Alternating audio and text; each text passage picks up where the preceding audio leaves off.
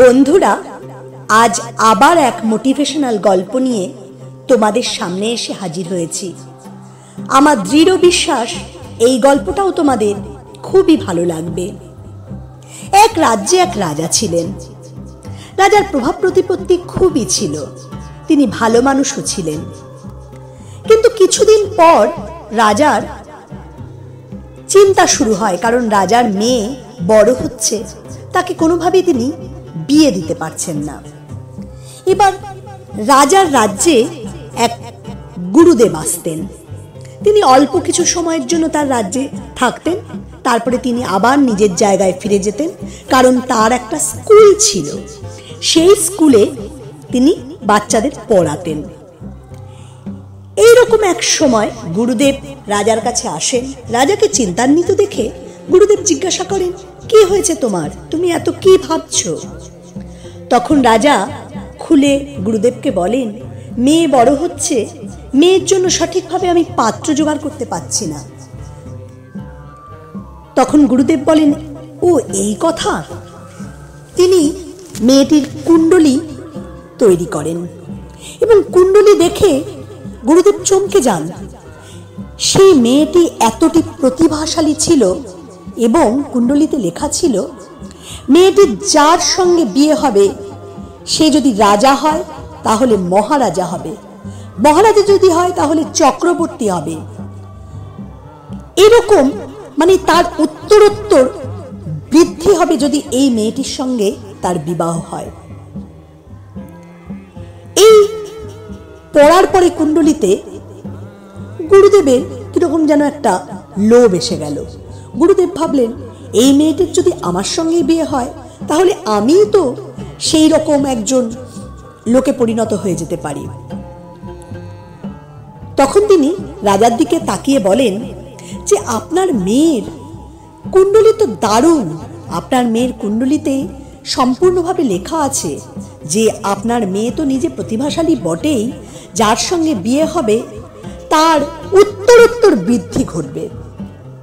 রাজা খুব খুশি হন। তখন গুরুদেব বলেন, কিন্তু কুণ্ডলীতে একটা ব্যাপার আছে, ওকে যদি আপনি সরাসরি বিয়ে দিয়ে দেন তাহলে কিন্তু ওর ভালোর বদলে সাংঘাতিক ক্ষতি হবে। তখন মহারাজ বলছেন, তাহলে কি করা যায়?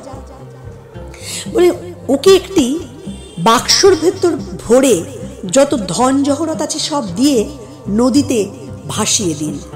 এই বাক্স যে প্রথম পাবে সেই তাকে বিয়ে করবে এবং সে অনেক বড় একটি মানুষে পরিণত হবে। রাজার ইচ্ছে না থাকলেও গুরুদেব যখন বলেছেন, ভাবলেন যে এটা করাই উচিত হবে। মেয়েরও কিন্তু ইচ্ছে ছিল না, কিন্তু বাবার আদেশ পালন তো করতেই হবে। গুরুদেবের কথা মতো মেয়েটিকে বাক্সের মধ্যে ভরে যত ধন জহরত ছিল তা দিয়ে নদীর মধ্যে ভাসিয়ে দেওয়া হলো। এদিকে গুরুদেব তার আশ্রমে ফিরে এসছেন। তিনি তার ছাত্রদের বললেন, আজ তোমাদের ছুটি, তোমাদের পড়াবো না, তোমরা নদীর ধারে যাও, যদি একটি বাক্স আসে দেখতে পাও সেই বাক্সটি ধরে নিয়ে আমার ঘরে নিয়ে আসবে এবং ঘরে ঢুকিয়ে দেওয়ার পরে বাইরে থেকে দরজা বন্ধ করে দেবে। আমি যতই ডাকি না কেন কোনোভাবেই সাড়া দেবে না। ছাত্ররা দেখলো ভারী মজা, আজকে পড়াশোনাও নেই, তারা নদীর ধারে চলে গেল। তারা নদীর ধারে অপেক্ষা করছে। এর মধ্যে সেই বাক্সটি ভাসতে ভাসতে ভাসতে ভাসতে একটি জায়গায় এসে উপস্থিত হয়েছে, যেখানে এক রাজ্যের রাজকুমার শিকার শেষে ওই নদীর ধারে একটি পাথরের উপর বসে তার যত সৈন্যবাহিনী সাঙ্গপাঙ্গ নিয়ে আরাম করছিল। বাক্সটি দেখে তার কৌতূহল হয়। সে তার সাঙ্গপাঙ্গকে বলে যে বাক্সটি যাতে তুলে নিয়ে আসে। বাক্সটি খোলার পর দেখা যায় এক অপরূপ সুন্দরী রাজকন্যা বসে আছে, সঙ্গে হিরে জহরত সবকিছু রয়েছে। রাজকন্যাকে দেখে রাজকুমার অবাক হয়ে যায়, বলে, তুমি এই বাক্সের মধ্যে কেন? তখন রাজকন্যা তাকে খুলে সবকিছু বলে এবং বলে যে আমার বাবার নির্দেশ অনুসারে আমার দেখো এখানে হীরের আংটি রয়েছে, তুমি আমাকে হীরের আংটি পরিয়ে দাও, তাহলে তুমি অনেক বড় মানুষে পরিণত হবে।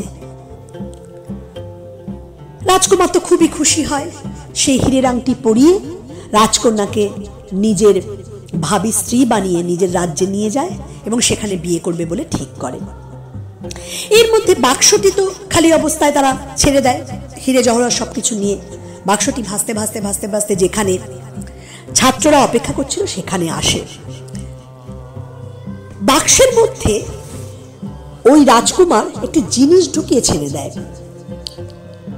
এবার ওই বাক্সটি নিয়ে ছাত্ররা গুরুদেবের ঘরে রেখে বাইরে থেকে দরজা বন্ধ করে চলে আসে। গুরুদেব তো প্রচন্ড উদ্গ্রীব হয়ে আছে, জানে যে এই খুললেই সে এখন রাজকন্যাকে বিয়ে করতে পারবে। বাক্সটি যেই মাত্র খুলে দেখে যে বাক্সের মধ্যে একটি জ্যান্ত ভাল্লুক রয়েছে। আসলে রাজকুমার শিকার করতে গিয়ে এই ভালুকটিকে ধরেছিল, একেই ওই বাক্সের মধ্যে ঢুকিয়ে দিয়েছিল। এবার ওই ভাল্লুক দেখে